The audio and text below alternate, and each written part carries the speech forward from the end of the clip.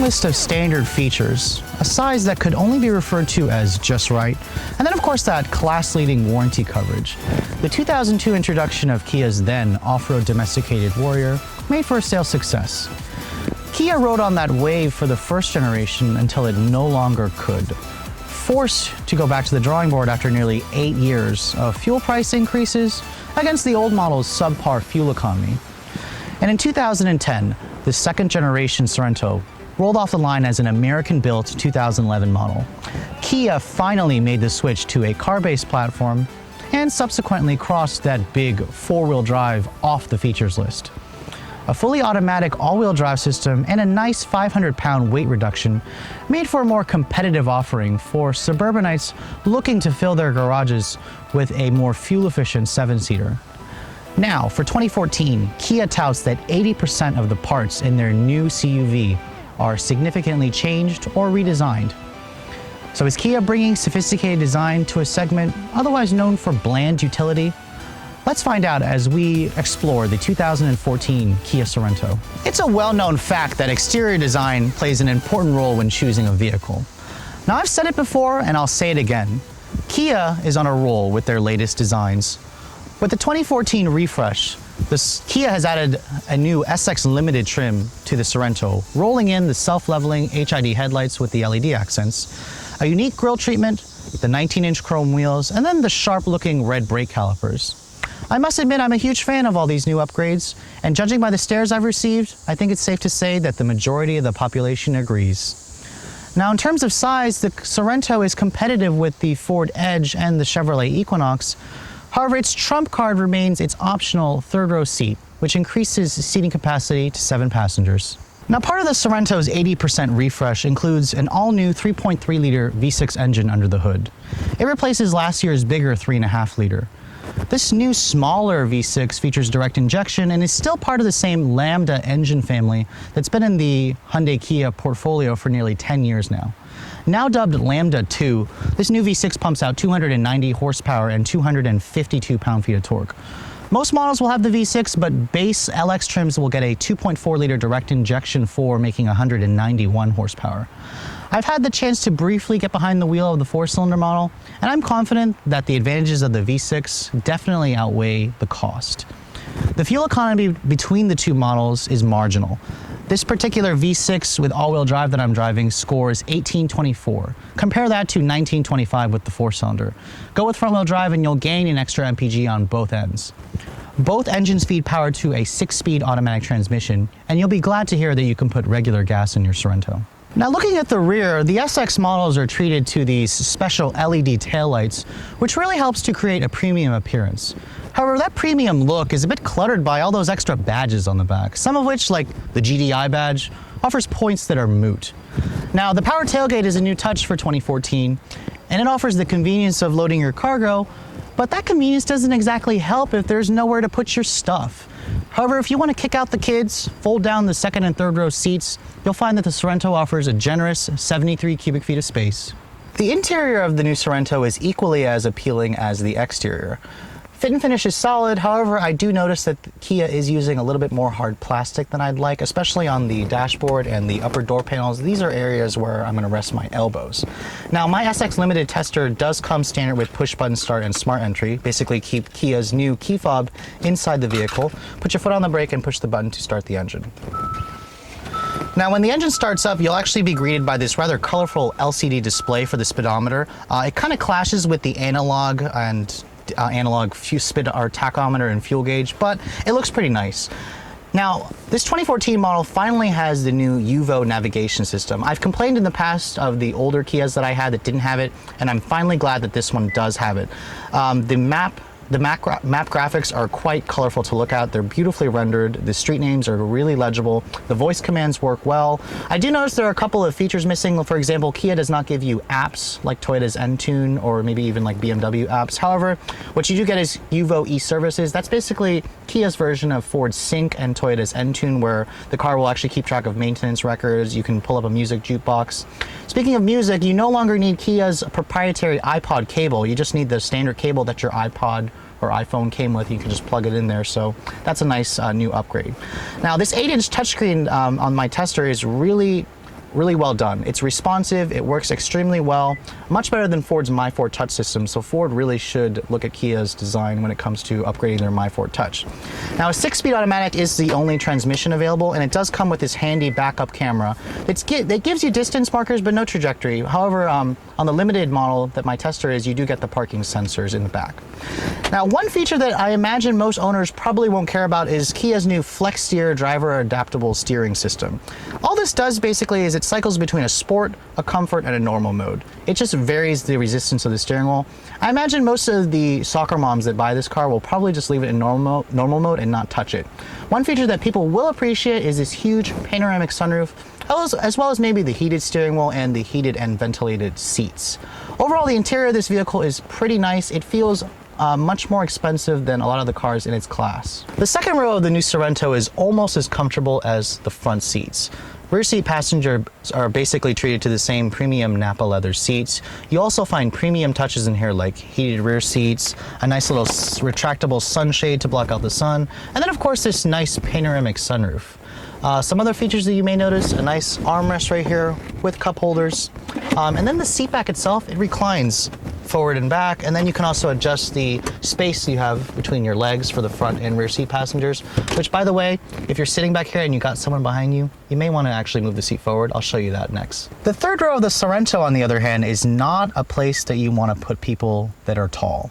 I'm only 5'7". You can see I'm basically sitting on the floor back here. At least Kia does give you some niceties like some vents back here and then a power outlet. But other than that, you really want to reserve this area for small children. Now, as I've said many times in the past, not everybody necessarily needs a huge SUV to drive around, to cart around your kids and your stuff, which is where the just right size of the Sorento comes into mind.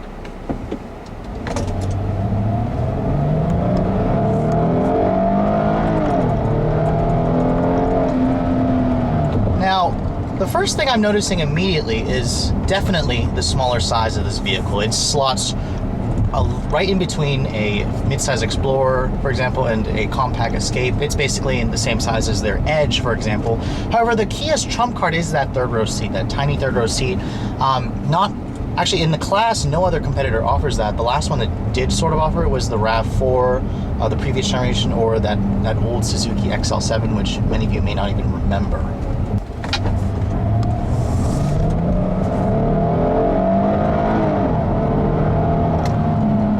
Now, this new V6 offers plenty of power. At 290 horsepower, it's one of the most powerful engines in the class, and the Sorento definitely moves out pretty quickly. 0 to 60 times are about 7.5 seconds. It's roughly the same as last year's larger 3.5 that didn't have the direct injection. Honestly, I like the new engine, and Kia and Hyundai make a pretty good V6. I have no complaints with the sounds, the refinement. It all sounds fantastic, and it pushes the vehicle out pretty well. The fuel economy for this vehicle is rated at 1624 roughly. That's about the same as you get as a bigger Explorer, Pilot, Highlander, which is a little bit disappointing. Kia actually didn't even improve the MPG for this 2014 update. I kind of think they should have. Honestly, in my real world testing, I've been getting about 16 in the city. My best that I got was about 23 on the highway. Combine that with a pretty small 17-gallon gas tank, and you'll be stopping to refuel this thing quite often. I only got maybe about 300 miles per tank. Those of you who don't have a lead foot like myself will probably end up getting a little bit better MPG. Now, the seats for the Sorento are also very comfortable. You get a pretty nice high seating position that's very important with an SUV like this. And the vehicle just feels just right. The steering, on the other hand, is typical Kia. It's very light, it's very numb. In terms of inspiring confidence for the driver, this vehicle just doesn't do that for you. It's a family hauler. Which brings me to my other point. What's the point of having this adjustable steering system that adjusts the resistance? Honestly, in normal mode, Kia says that it'll offer the best balance between heft and weight, and honestly, it's probably the mode that most drivers who buy this thing will probably leave it in. When I put it in sport mode, which Kia says they want you to use it when you're on the highway, the vehicle just has a really heavy steering. It just feels artificially heavy. It doesn't add any more precision or anything like that. I mean, the vehicle handles pretty well. It's not like it's a really cumbersome vehicle to drive. The one thing Kia did fix is the ride quality. The previous Sorento well, not really previous, the 11 to 13 models, had a very stiff ride. It just crashed over bumps, and Kia listened to the complaints, so I'm glad they're listening to that. And the ride has a nice, comfortable balance between softness and tautness. It doesn't feel floaty at all. Even with these 19-inch wheels, the vehicle still rides relatively refinedly. Another thing that's really good about the Sorento is the quietness of the cabin. It's just incredibly hushed. The V6 is hushed, the 6-speed automatic keeps the engine at low RPM on the highway, and there's very little wind and road noise in this vehicle. It's an excellent highway companion.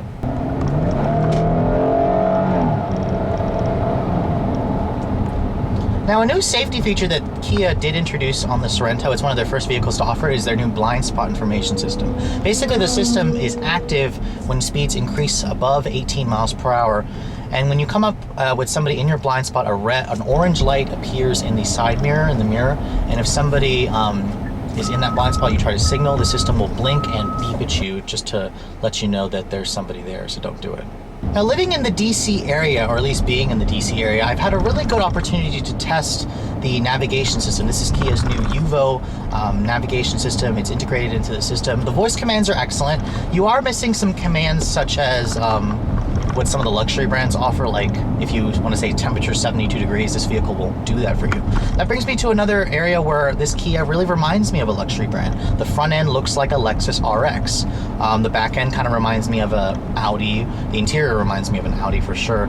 And the whole car just feels like it's built from several different cars. The driving dynamics to me literally feel like a Lexus RX. There are times where I'm driving this vehicle and it literally feels like a poor man's Lexus RX. That's not a bad car to emulate. The RX is one of the best-selling luxury crossovers in the class. In fact, if the RX offered a third row seat, it would probably give the MDX a run for its money.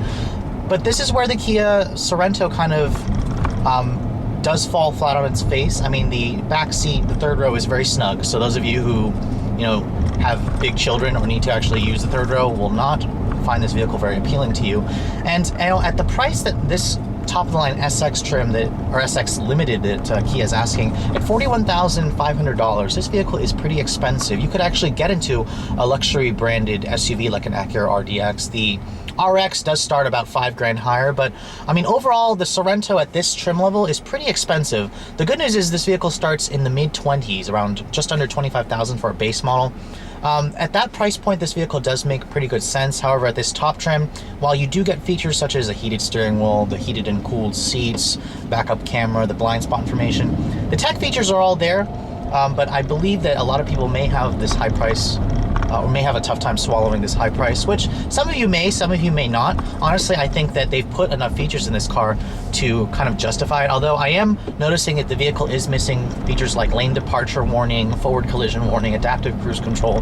All those features are available on Kia's top trim Cadenza. I'm surprised why they didn't include it on their flagship, per se, SUV, because if you remember, Kia doesn't have an SUV bigger than this. The Borrego is gone, and this is essentially the biggest SUV you could buy from Kia today.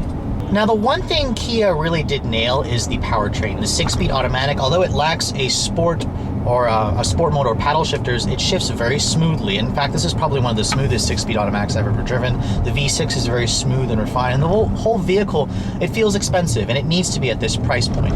So I'm very proud of Kia for just upping the refinement of all their cars. I mean, back in the day, you could go back 10 years ago and their cars, the engines were just kind of loud, crude, they weren't very refined, and that's just simply no longer the case. So that brings me to the conclusion of this review. Those of you who find the Honda Pilot, Chevy Traverse, the Mazda CX-9, Explorer, all of them, you find them too big, the Sorento definitely makes a strong case for itself. It is a little bit less expensive than vehicles like the Edge, the Murano. At the same time, vehicles like the Cross Tour, the Venza are actually a little bit less expensive than this vehicle. But Kia still offers a strong value proposition as well as that strong warranty, and I'm really excited to see what other great things this company is going to bring us, just because from what they're from the direction they're heading from all their current products. But with all that said, hope you guys have enjoyed my overview of this 2014 Kia Sorento. If you're in the market for a mid-size sort of ish SUV that has the third row, that kind of feels like a luxury SUV, the Sorento really is in a class of its own. Those of you who don't need the third row or actually need to go to a bigger vehicle, just know that the bigger ones offer the same gas mileage and more space at similar or less money. Thanks so much for watching, guys. I'll catch you all later.